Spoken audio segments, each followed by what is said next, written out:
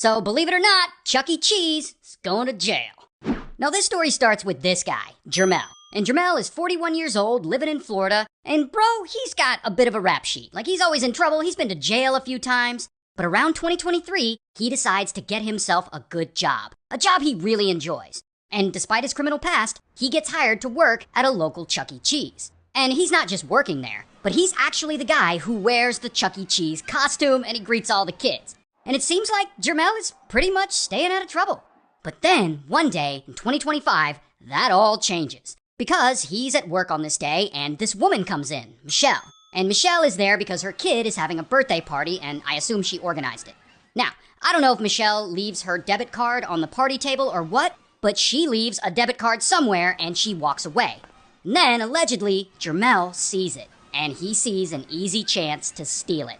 And so, boom, he does, allegedly. Eventually, she and her party leaves. While Jermel, he gets off work.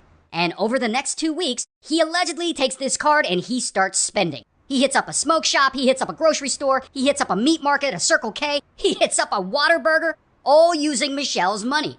Sometime after that, Michelle must finally notice that her card is missing, and she checks her account and she sees that someone made $105 worth of purchases over the past few weeks, and it wasn't her.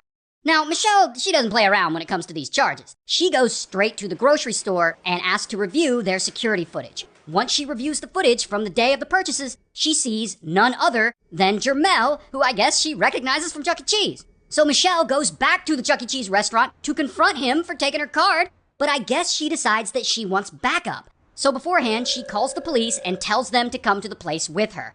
Then she meets the officers in the parking lot and she tells them the whole story, and they go inside to get a look at the situation first and to make sure Jermel is there. And he is. He's there working, checking stamps. So police, they go back outside for a minute. When they go back in a few minutes later, Jermel is now dressed in the full mouse costume. And he's like out on the floor and he's saying hello to all the kids and whatnot. Now, it is speculated that Jermel saw the officers when they came in the first time, and he was like, oh shit, I gotta hide. And so thinking fast, he puts on the mouse suit so that police won't recognize him. Well, police know exactly what he's accused of doing, and they know he's hiding out in that suit. So now these officers have to make a decision.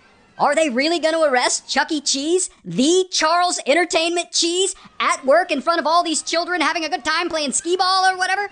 And as the cops are walking up to the place, like, they talk about it. It's gonna be him in the mouse suit. Oh boy. Oh my god. We're gonna detain the mouse, dear. We are. Do it. I want you to. Go around and ask. Go around. You want me to come for Yes. kids?